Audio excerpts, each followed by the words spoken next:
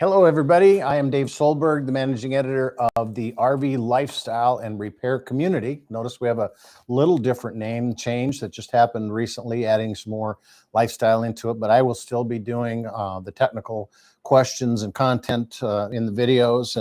And we just shot a couple new classes. We did boondocking and connectivity out in the hot sun, and that was a brutal few days, but look for that to be coming out fairly soon. And we do have a new pop-up class that was shot actually about a year ago and kind of fell between the cracks, and that's coming out pretty quick as well.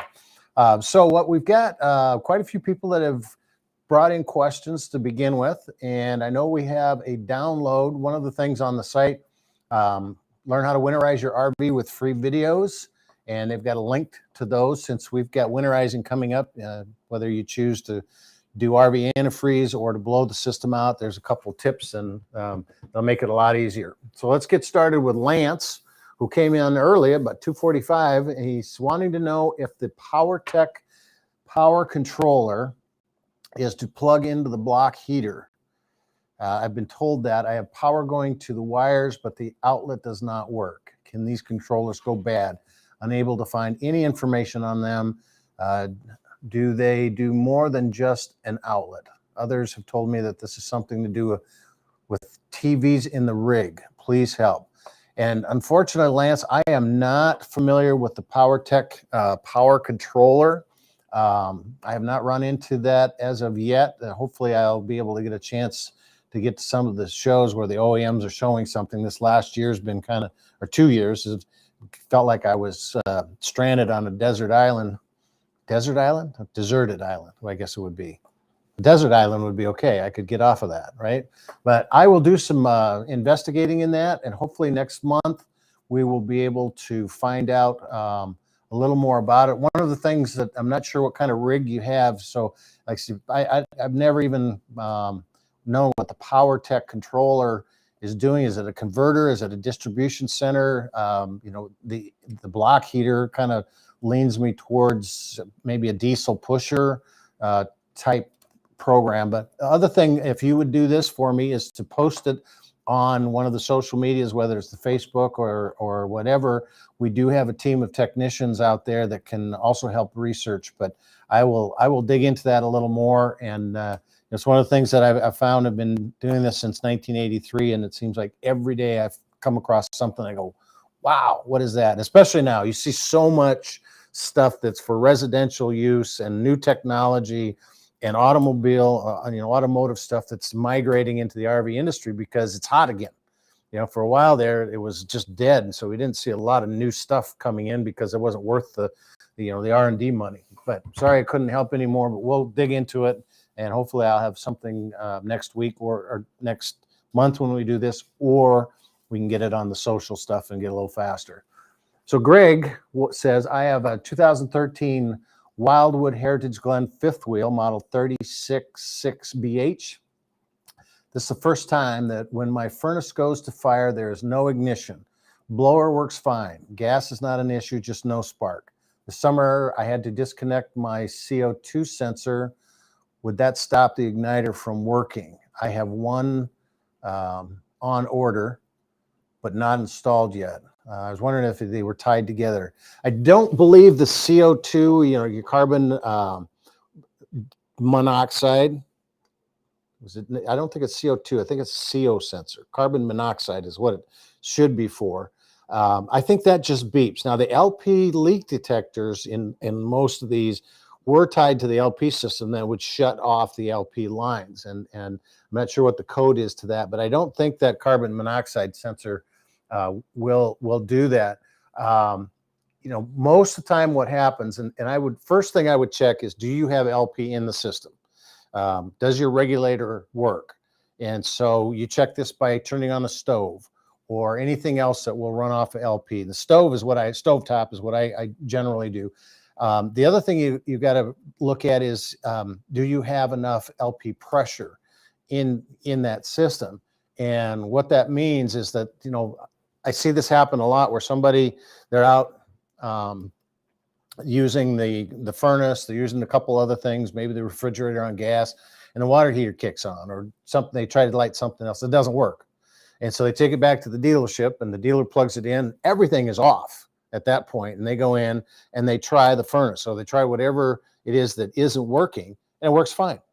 And that's because we haven't simulated that situation. We haven't replicated that, meaning we don't know when the refrigerator is going to cycle. We don't know, in case of air conditioners on the 120 volt, what's being used for power at those times.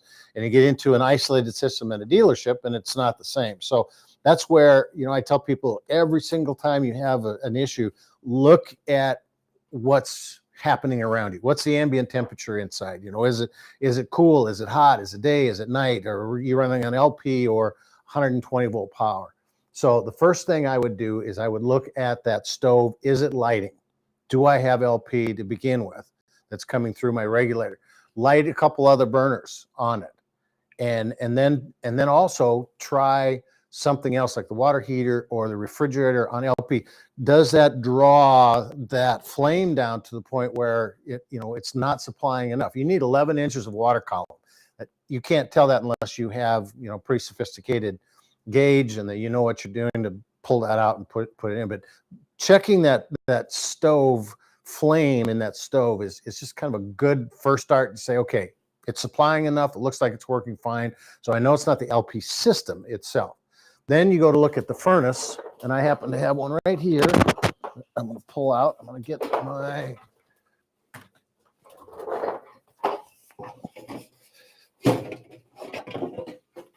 So we've talked about this in several instances, but here is a typical furnace. You may have an all-in-one like this one down here, but this is one that's stuck inside, but they work fairly the same. So when your thermostat first kicks on and says, I need heat, and it's going to send a pulse down here, the first thing that's going to happen, it is going to start this squirrel cage right here. And what that does is it exhausts anything that's already in here. It brings fresh air in, exhausts any LP that might have still be kind of lingering in the burner chamber and stuff inside. And it just kind of cleans all that stuff out. That's probably what you're hearing, because you said that blower works fine. So that's blowing. But if it's not blowing fast enough, it needs to lift this sail switch, it's called.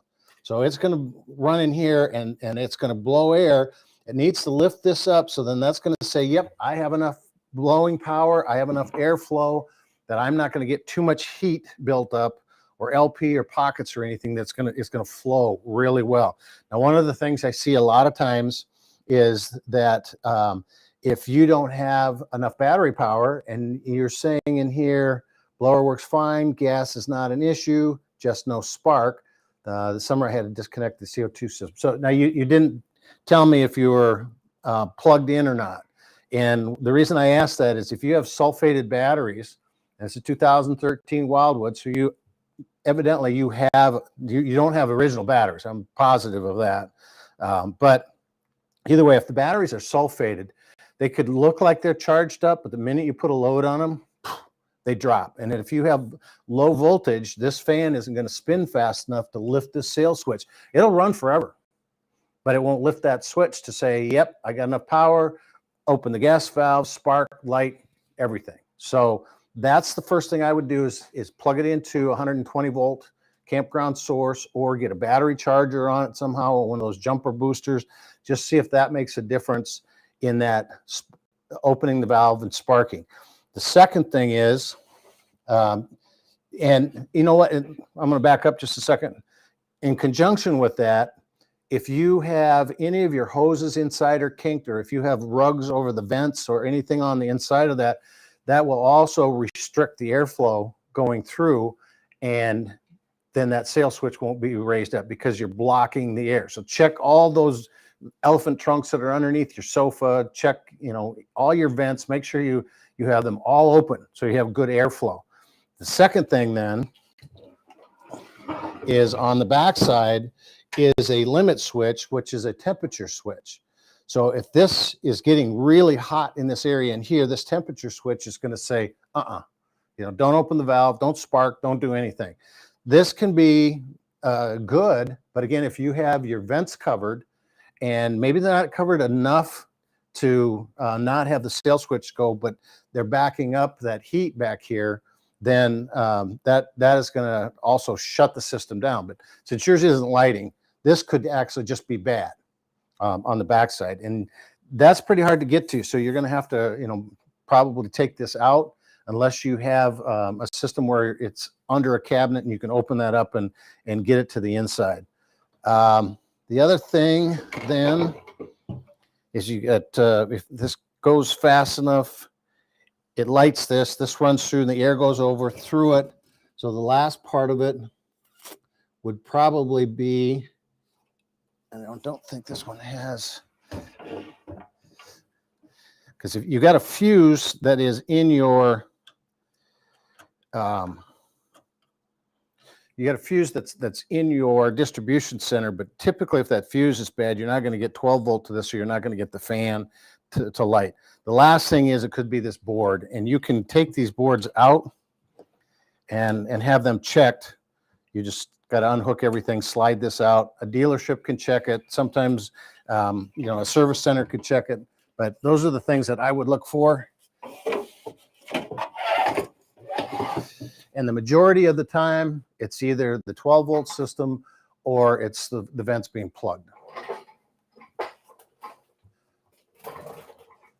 Okay, John has a 1989 Winnebago Sunflyer Itasca. So back then, Winnebago Industries had a Winnebago division, and then they had an Itasca division.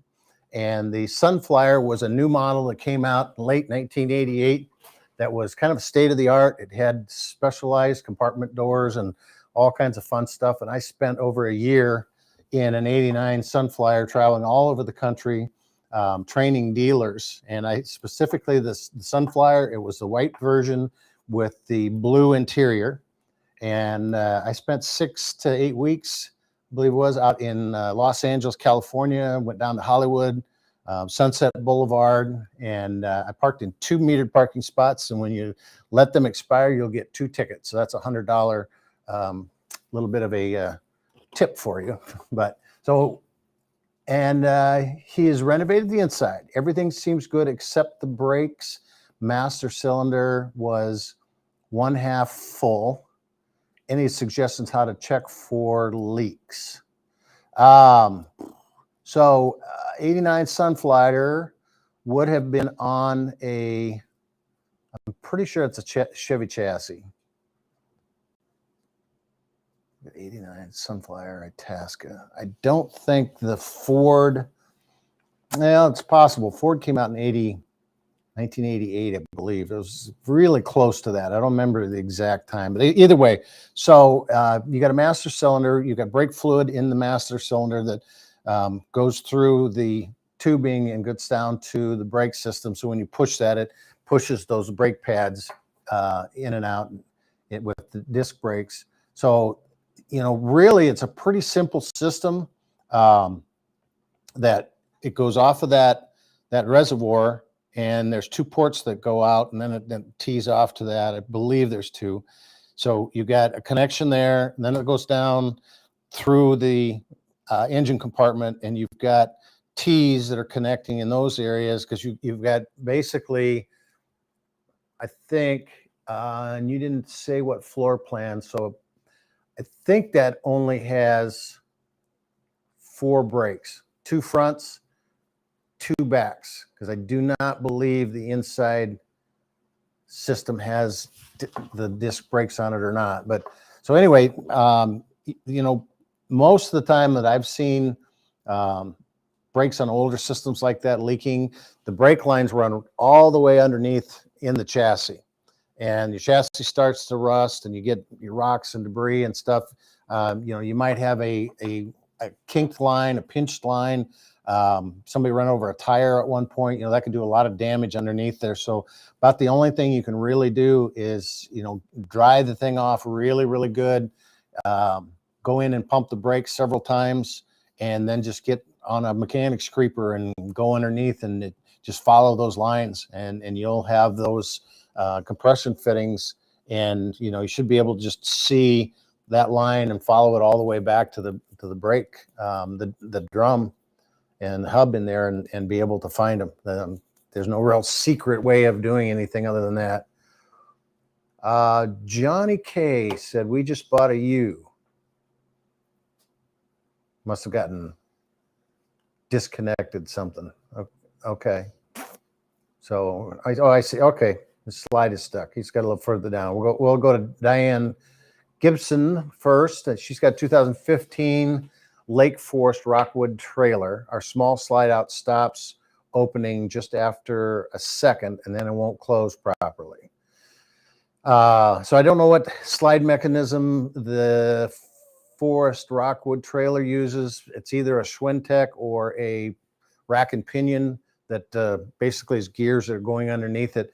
The first thing I always say, slide room, is stabilize and level the coach, especially when you get into some of the Forest River trailers, the Rockwood trailers, those that have stick and tin, we call it. They have wood framework. They don't have quite the structure. They will twist a lot easier, and you get any kind of a resistance on those rooms, and those motors are just not heavy enough, beefy enough to push that room with the weight.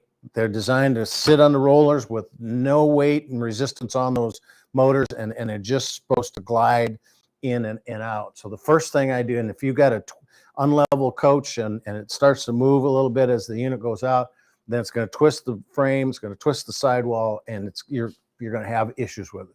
The second thing is, and I sound like a scratched record, but are you plugged in? Do you have 120 volt power coming to the converter that is going to your batteries? Because if your batteries are sulfate, and this is probably more than half of the slide rooms that aren't working out in the market are these two issues kind of combined, is that you come into a campground and you walk out, the first thing you do is you want to bring your slide rooms out. So maybe you even stabilize the unit first, but you bring those slide rooms out, then you walk around, you hook up your electrical, you hook up your water and all your other stuff out there. Well, if your batteries are sulfated, they may seem like they're charged, and they probably are at a full charge when you get to the campground because you're getting a charge from your engine alternator to those batteries. But you pull in, the minute you hit that and you got a little bit of resistance, those batteries just drop like a rock if they're sulfated. Now, if you're hooked up to 120 volt power, then you have 13.2 volts coming from your transformer. And I'm going to show you whether you have an all-in-one like this system, or let's go. I can plug it in right here. You see that zap of today. Okay, I am going to grab a multimeter.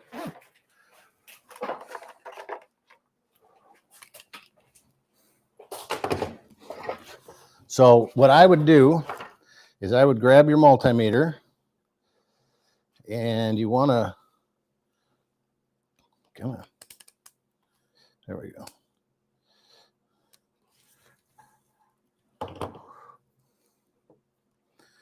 So I'm going to take this. It might be a little bit difficult to see with all the wires all over the place here. This is not a good way to store your multimeter, by the way. I have my good one upstairs. I should have brought that down, but I did not. So we're going to take this. We're just going to hold it right there. I think you can see that. Let me do this first.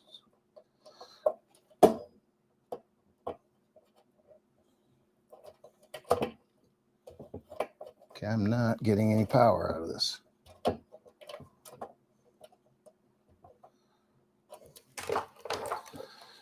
Make sure I got it on the right setting here. Yeah.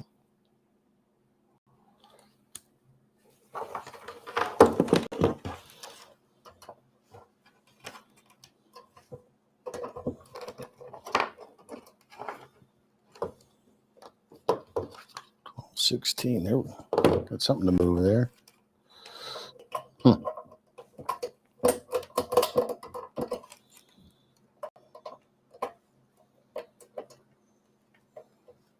didn't shut my power off. We got a bad, well, without wasting any more time, I might have a bad meter here. I would be getting 13.6 volts out of this. And I'm gonna just check one more thing and make sure I don't have another multimeter. There we go. That's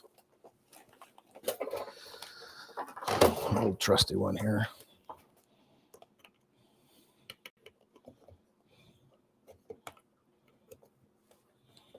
Sure, now I can't get this to go in there.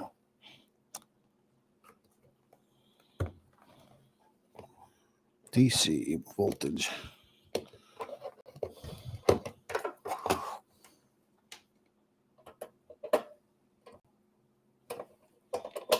Yeah, I'm not getting anything out of that. Wow. There we go. Can't get a good cut. So we see there 13.7 on this one. Normally 13.6, 13.7. So if your battery is not good, this will sense that it's low and it'll do 13.6 until your battery gets up to 12.6, and then it'll drop down to 13.2.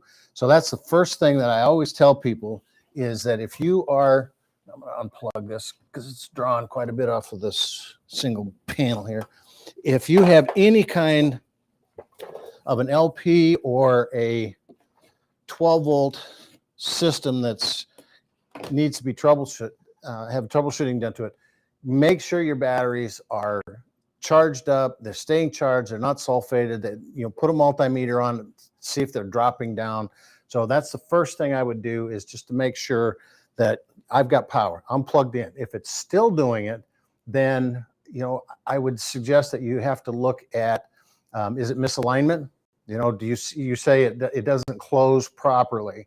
So is it that the top is closing but the bottom's still a couple inches out, or one side's in and the other side's not out? That could be an alignment issue, and that would be something that you'd have to go in and start looking at adjustment.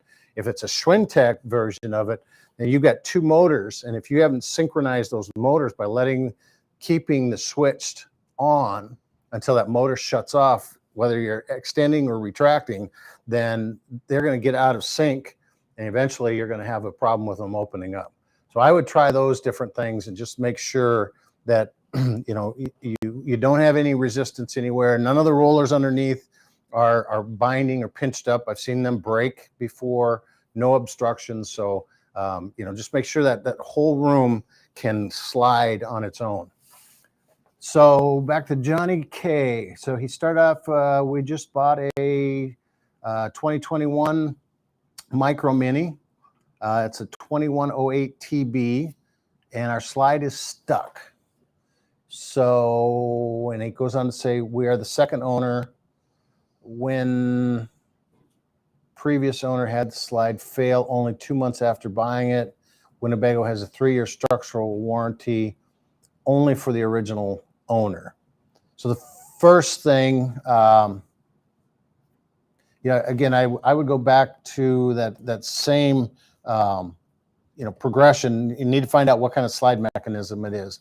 And I think with the Micro Mini, that is a trailer, and usually they're using a Lippert, either a rack and pinion or through the frame slide. And again, I go back to making sure it's level, making sure that you have stabilized and that you have 12 volt power. And then from there, then you have to start getting in and diagnosing, do I have 12 volt to the motor? And, a lot of times what happens with these things is they aren't leveled right. They aren't stabilized. We keep running them. Those motors are pretty lightweight duty motors. And, eventually they burn out just because they're trying to work too hard. I would recommend go to lci1.com and go to their learning center.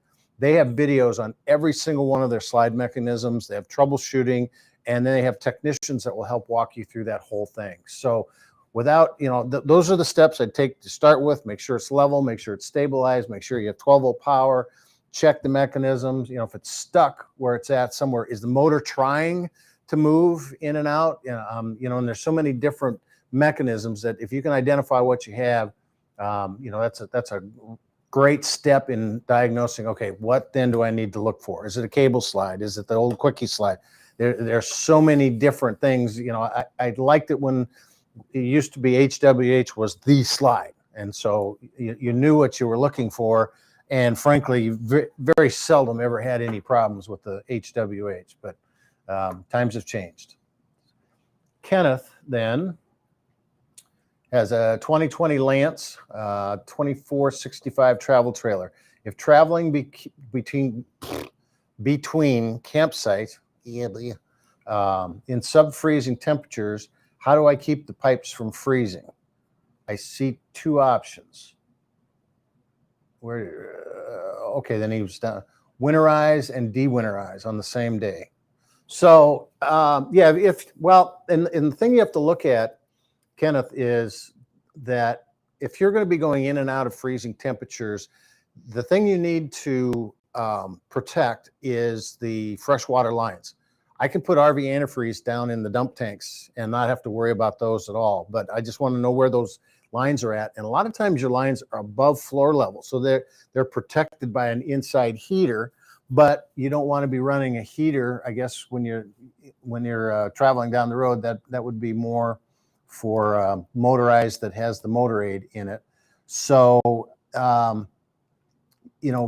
what I typically do is I blow all the lines out, and I travel with gallons of water, just milk jugs, or you can go to the stores now and just get bottled water by the gallons, and I carry those with me. I use those to drink with because I don't drink the campground water.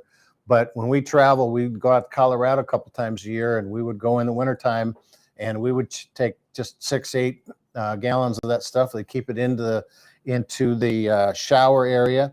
Ours was heated with a motorhome, so you might want to keep some of those in your trunk or in the tow vehicle to keep them thawed out. And then we want to use the toilet, we just dump the water down the toilet. Rather than having it in this whole system in there, we can do it that way. Now, if you need to use the shower and some of the other stuff, then yeah, you're going to have to winterize and de-winterize. Now, there is a new product that Lippert just came out with called Flow, F-L-O-W. And it is a small air compressor that mounts on a wall somewhere in a cabinet out away from everything. And it then ties into your plumbing system.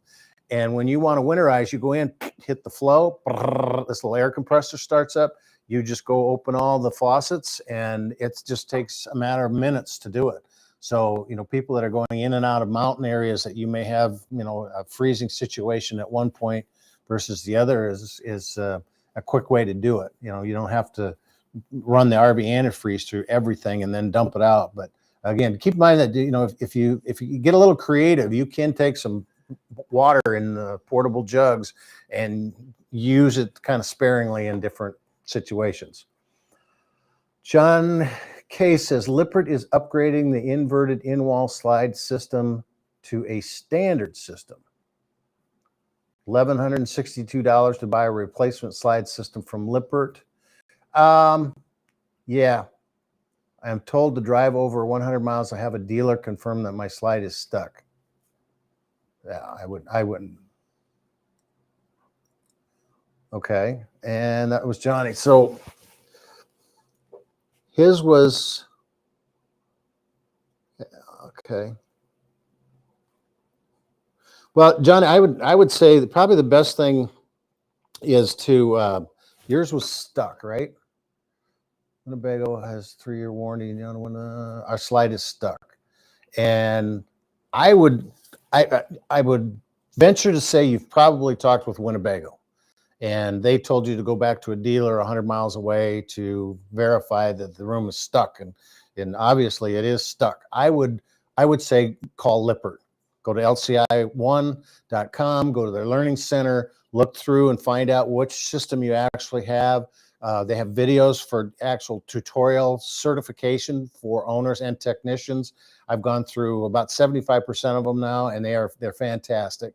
And they will give you some pointers to look at. But then if you go through those systems we talked about, and then if you're still having problems, I would go to Lippert and ask them about it and just see what their recommendation is. I do not believe they're going to send you 100 miles with a stuck slide room to get that out. And I'm a little surprised that Winnebago isn't a little more helpful on that side. I guess I'm not as familiar with their trailer division as I am with their motorhome division. Their customer service and their owner relations department is absolutely fantastic, but they don't deal with the trailers. So try that out. Keep us informed. Hopefully next month, join back with us and see. I'll do a little bit of research and see if I can see which slide. And now okay, 2021. I'll go back and look through this Micro Mini. If I can find out what slide mechanism, maybe we can get a little more research on that. Run the furnace while driving. Kenneth says, run the furnace while driving. TT is 4 seasons. I don't recommend doing that. I am not a big fan of open flames, especially the amount you would get out of a furnace blowing that in there. You know, even if it's a 4 seasons.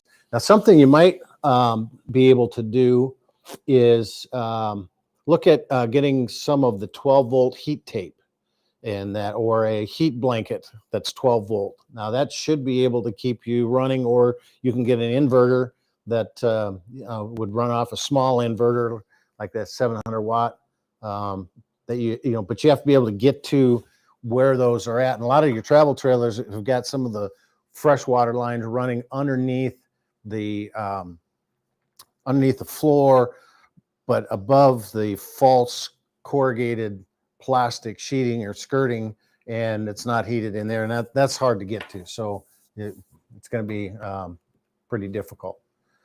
So Teresa asks, I had a tankless water heater installed, but got no instructions on its use. I haven't used it yet. What's most important to know? And Teresa came from our gold. She asked this question right as we were wrapping up. We didn't see it. So hopefully, Teresa, you're still here. And I think the most important thing to know is that you really need to make sure that if you're going to get into any kind of cold weather, that you're going to have to protect that, winterize it. And I think with most of these Furrion, there's Truma makes one.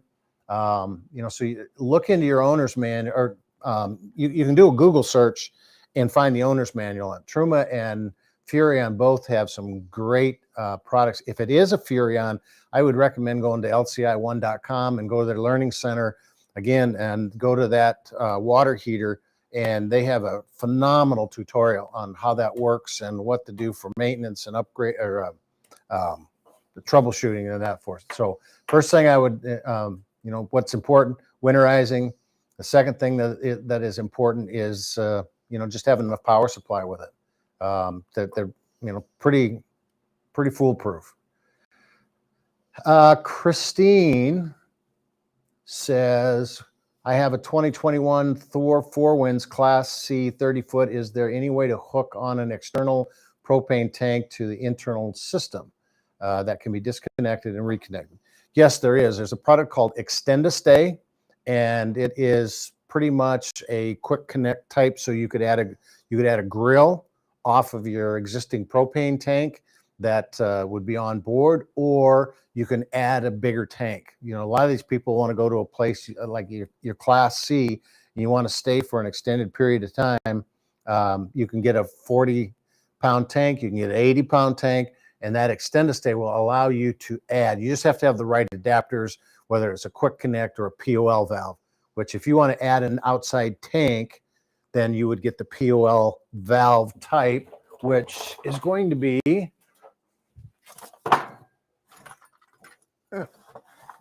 did I bring it? Yes. Okay. It's going to be this type of a connector, like you would see on, you're on a hose that would go to a gas grill, or something. Let me pull it out of here.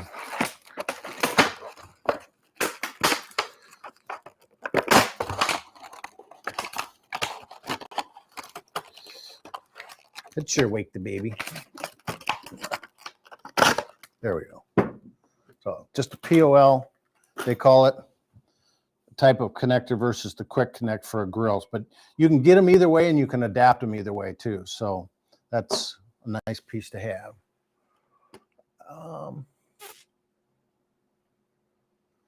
Erwell, I have a question for you. I went to a 1999 Bounder motorhome to check the power on it. It was plugged in and had power to part of the outlets, but no refrigerator. But some lights will burn. So you've got different power outlets, and one of the things, so the refrigerator is plugged in and had power to, okay, so part of the outlets, but no refrigerator. The lights inside your RV are going to run off the 12-volt batteries. So that will have nothing to do with your 120 being plugged in or your outlets working, because the lights are going to be through the distribution center on the 12-volt battery side.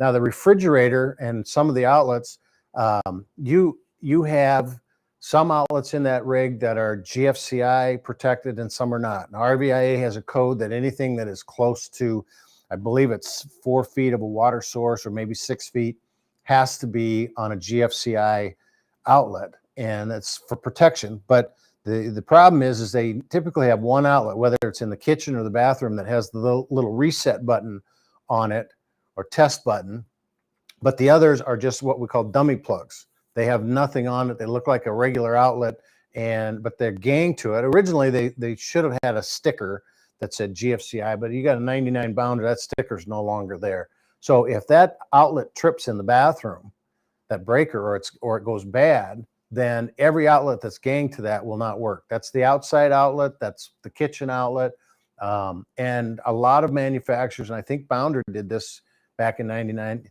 the refrigerator outlet is hooked to that as well, because it is close to the vent that has an outside source. So you could get moisture coming in.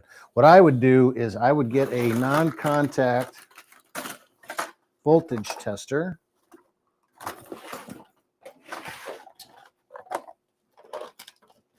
There we go. That's not it, is it? You can do one of two things. That's one tool, or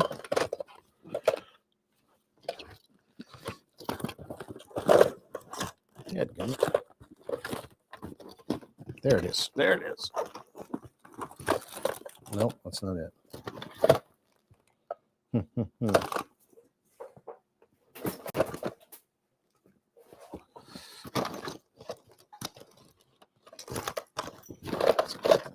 It's got to be in here, doesn't it?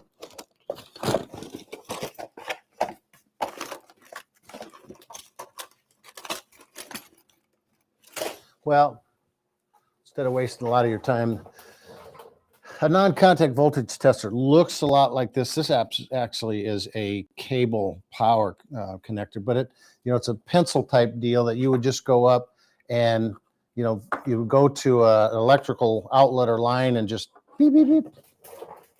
And let me quick look, make sure I don't have one up here. No. Shoot, where are those at? I got about a dozen of them, and it seems like they always just walk away somewhere. So anyway, go to your outlets, make sure you press the reset button. Just try to, see if that will reset that and if they'll come back on. Now this I got at Home Depot, and it is just a Klein GFCI tester, and it will tell me the voltage and if it's wired correctly. So this might be a better option for you to get, and then test the outlet in the kitchen or the bathroom that has the reset, and then go through and go out and plug it into the one that's out in the refrigerator, and just make sure that plug-in does have the correct voltage going to it, and the other things. We can just do a quick, oh sure, I had to go upside down with it, so that isn't going to work. It's one of those days.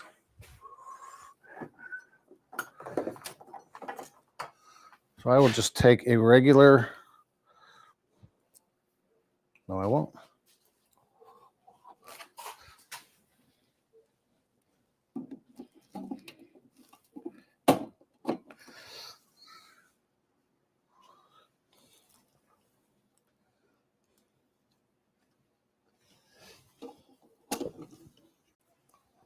Here we go.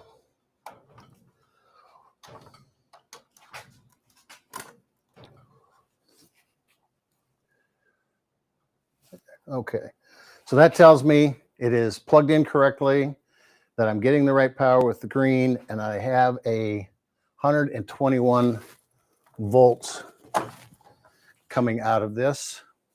I do not have a non-contact voltage tester. Make that for a note. But then non-contact, like I say, it looks like this. It's got a little button on the top of it. You can go in and right away without poking anything in, and it might be easier to see those outlets, especially that one in the refrigerator if you can't get this thing in there. So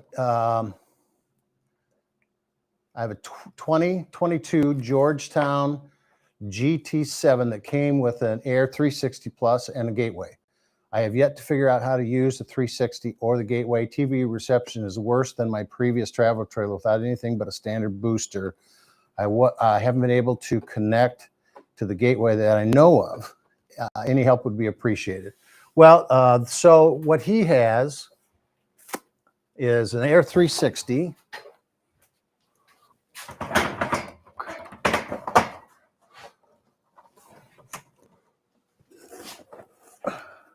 Which of course has got, it's just one of those days. So it looks similar to this. Now this is just the, I think 360. You've got the 360 Plus. This is just an antenna. And what it does is inside here, it's got the 3 cards, and it will go to 3 different positions, and it will find the various towers that are around the country. And you should be able to just hook up the regular coax cable. Now this one is a little bit different because I believe this one is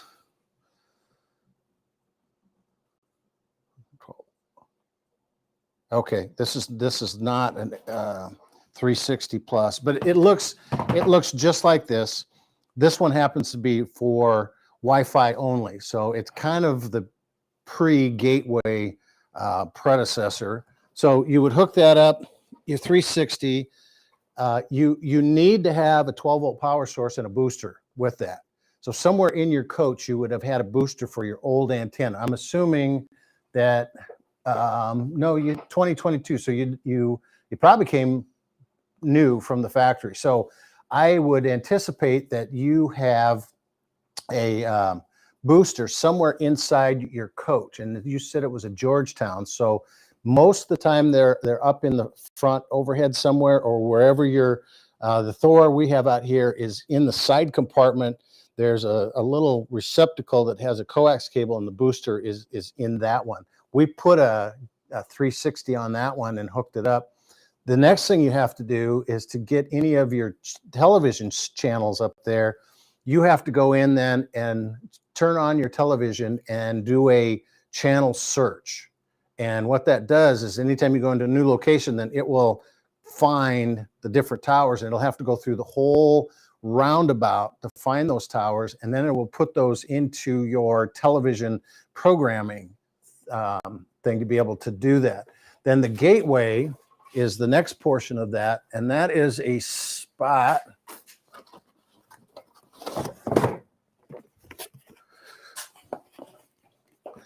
Is a 4G router, and up inside your 360 Plus, you have one extra card in there that will find the 4G power. And so this goes on the underside, wherever that 360 is up on the top, this will go on the underside of that inside your coach on the ceiling. And it also has to have a power source. So you've got this. The first thing I would do is I would verify by taking this down. And you can do that by pulling this thing up. You got a little tab. I think you push this, there you go. You push this down, and then your gateway will move. And it will allow, this will be on the ceiling, and it will allow you to access this and make sure that this is connected for your power source. And I believe right there, then you have an on-off button that should be located somewhere inside the rig. And then you should have your system here that shows how it is. Okay.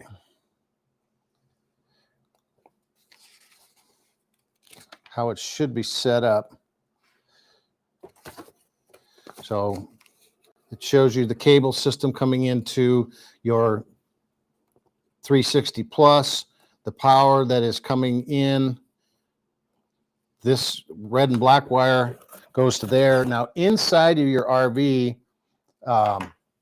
we put one on up in Noble's RV, and on your 360 plus, you have a pigtail that's coming off that will plug into this, that connects that card into this. So you need a 12-volt source to come into this, and then you need to make sure this goes to the switch and you turn that switch on, and that should all be in there. So I would pull this off, make sure everything is connected.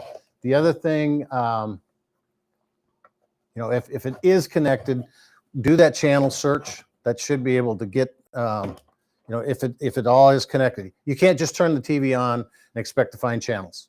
It has to search your area and find where that's at. Susan Miller, hi, Expert Dave. Hi, Susan Miller. Are you for hire?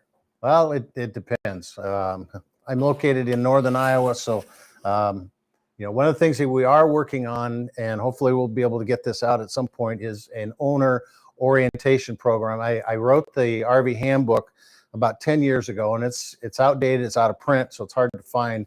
But we're trying to update that and do kind of like an owner's walk around, because you either get a really poor walk around or you get one that you remember about 10% of it, and it's very difficult to use some of this stuff if you're not familiar with it. Bob says he has a Coachman Crosstrek 2021, had the furnace not fire up, ended up being the sail switch itself, as all other tests you mentioned checked out. Dealer said it was a common problem. I don't know that it's a common problem. There's not much to that sail switch. More times I see what happens is that the batteries aren't giving enough of a charge when you're not plugged in, and then because a lot of times people like to use these in the cold weather to go skiing and to go to places where they're not plugged in at areas, and they think, I'm just going to fire up the furnace and let it run. And big problem with battery sulfating in the industry. So that's something that I would also check about. Let's see. I don't think we have another question. Okay. I think what I'll do right now is I want to show a couple of the new gadgets I came across here recently. This is one, it's called HomeFlex, and all it is a sensor for LP leak detection.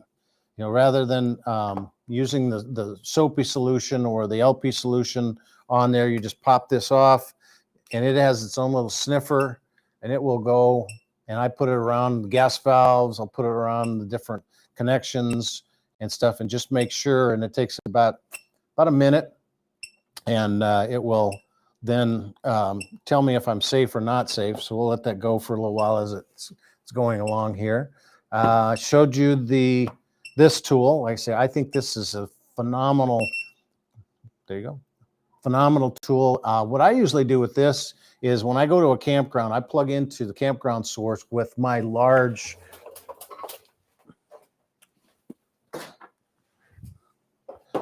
Surge Guard. They're owned by Southwire now. They bought this TRC company out, but this will tell me what the voltage is. It will tell me if it's wired correctly. It will stop it if it gets above 132, I believe, or below 105. But then I take this inside and I just plug it in to one of my outlets, so I can just kind of see at any moment's notice what that outlet is doing, what the voltage is, if I see any kind of wiring issues. So that's kind of a neat piece to have. Then this one I brought out. This is, there's a variety of different companies, but this one happens to be a Sperry one. And I use this to track wires. And where I really needed to find it is I needed to find the coax wire. And so it just gives me a variety. I can trace wiring for the coax and hook that up, and it just sends a pulse through it. So this will just go up, and I'll be able to go up on a roof and be able to find a coax cable, telephone cable, and electrical cable. So it's a pretty handy thing. I got it at Home Depot, and it wasn't too bad a pricey. I think it was $39.95. I could have gone up a lot more expensive. Then we've had a few questions today that came along, and this is kind of an interesting. This is Gear Snake, and I'm going to do this one as the last one. Where are we at? 52. Okay, we did get a couple more questions in. All right, I'll get this.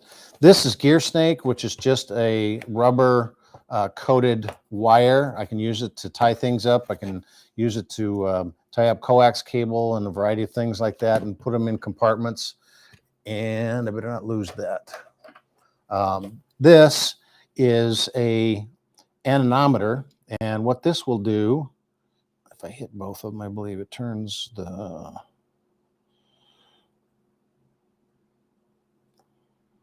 Come on. There we go. So this will tell me airspeed and temperature. You can see I'm full of hot air. I got a temperature reading, I think, am I in 63.5 degrees in here. And what I like about this is that, I get questions every day. And I mean, we have them here as well. The furnace is working, all this stuff, the blower's working fine. Yeah, it's not enough heat, or my air conditioning isn't cooling enough. Well, what exactly is it doing? And what this will do is, if you just take this periodically and you find out, here's what my airspeed is coming out of my air conditioner at a normal pace. I think it's somewhere in the 600 CFM range. And same thing with the furnace. So I know exactly what the fan speed is. I know exactly what the temperature is and what it should be. So then when I start to diagnose, I say, okay, let's take an air conditioner, for example. If it's an air conditioner, can only cool down 16 degrees of what your ambient temperature is. So it pulls your warm, moist air in, it draws it across the evaporator coil, and it flashes and it pulls out heat and moisture, and then it dumps it back down. It can only do 16 degrees. So if it's 110 outside and you got a coach that's sweltering at 120 degrees, that means you can cool that thing down to 104 degrees. That's not very cool. So find out what your ambient temperature is, find out what your airflow speed is. I've got this on Amazon for, it was like $12.95, pretty inexpensive. Same thing with the furnace. I can tell what the fan speed is. And, if you haven't done this before and you've got slow speed, you might have to call the factory and ask them if they do have a recording of that. I know my brother was in inspection, and every Winnebago that went out, they checked fan speed of the air conditioners and the furnaces, and they wrote them down. Okay, so I'm going to get back to the last two questions. We got about 5 minutes. Our 2015 Sunstar Itasca Class A, Susan. Okay. You didn't say what's wrong with it, Susan. But I know we talked. You asked me if I'm for hire. I can drive your Sunstar anywhere you want. Jeff says, my Dometic Model 2672 refrigerator is taking 12 hours for the bottom to get cold. It used to take less than 6 hours. I had it serviced and they replaced the Thermidor. The first time I used it after repair, it worked good, but I'm having trouble again. I'm not familiar what a Thermidor is. I think you might be referring to a thermistor. So the way that the first thing I ask people is, and I don't know if your 2672 is a multi-mode, is it 12 volt? Is it 120 and LP? Most of them are LP and 120. Does it take 12 hours in both modes? That's the first thing that I always ask. Susan just came, too complicated. Thanks anyway to explain what's wrong. Okay. But the first thing I always ask, if you've got multiple modes, is it doing the same thing on both or all three modes? Is it taking 12 hours on LP and is it taking 12 hours on 120 volt power? Because they both work the same, they just have different heat sources. So if one works better than the other, then you're isolating it to the source. If, let's say, for example, if it works fine on 120 volt power plugged in, and it doesn't cool on LP, first thing, is it plugged in? Do you have enough power, at your converter coming off at 13.2 volts to get that system to work? The second thing is then, if it works on 120 but it doesn't work on LP, then I'm going to start looking at the flame that's in there. If I have a real light flame in there, it's not going to get that heat going. It's not going to turn that liquid in. So here's how the system works.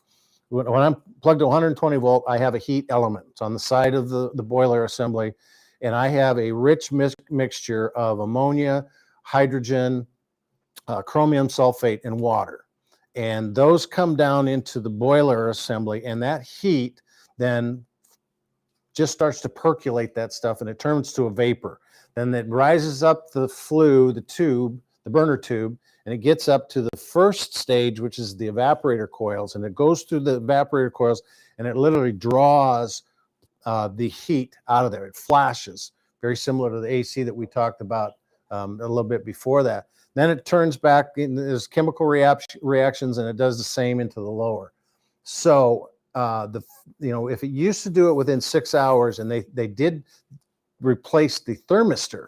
Now the thermistor is inside on the coils, and it is the temperature sensor. So it's telling whether you're LP or you're 120 volt, it's telling it to work, and there is no temperature setting as such. It's not like you can say, well, I want it to run at 32 or 36 degrees all the time, so it keeps running at 36 degrees or 40 degrees. It will run, and then it'll shut off, cycles until it gets that temperature. And then it has a certain point where, I'm going to start up again, and I'm going to do it again. And so if your thermistor, if that's what they changed, then I would say the higher the thermistor, the more it's going to sense warm air, because warm air rises inside the cavity of your refrigerator. If it's clear down on the bottom of the fin, it's not going to run that much because it's sensing it's already kind of cold, but not, it's not cold enough. So it takes 12 hours to do that. First thing I do, get that thermistor up to the very top of that. Does it work on that way on both modes? And then the next thing that I have found, that if you're trying to cool down a refrigerator, there's so many variables. And like I said before, what's the ambient temperature? Is it hotter now than it was before when you're trying to cool that down? Because 12 hours is not a long time when a refrigerator starts at 110 degrees. That's just, that's the way it's going to be.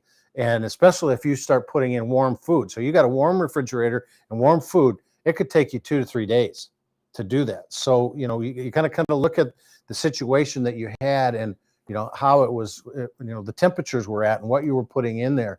But I would try those 2 different modes. I would see if that thermistor can go down further. I would make sure the door is shut, take a $1 bill, put it in, shut the door on it. It should tug all the way around. If you have any place that, it slips out, you're getting warm, moist air, excuse me, that's going to make it harder to do that. So he has both. Okay.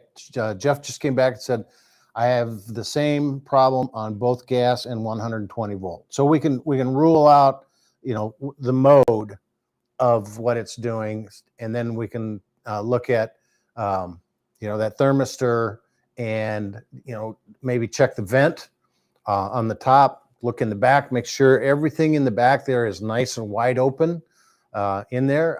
Otherwise, it's very possible that you have a blocked cooling unit.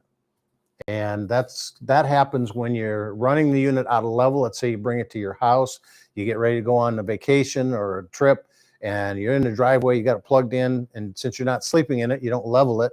Well, that coolant's got to make its way back down by gravity to the bottom. And if you're not level within 6 degrees side to side, 3 degrees front to back, it won't make it back.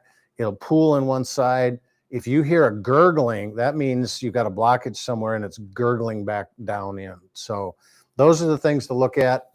We're running past our time right now, and I appreciate everybody coming out. I don't know if we had a download. Katie didn't mention that, but take a look up at the top. I think we're learn how to winterize your RV with free videos that you can watch right here. So with that, hopefully everybody has great what's left of October. I can't believe it's already shooting past us. So I appreciate you coming out and joining us, and I will see you next week.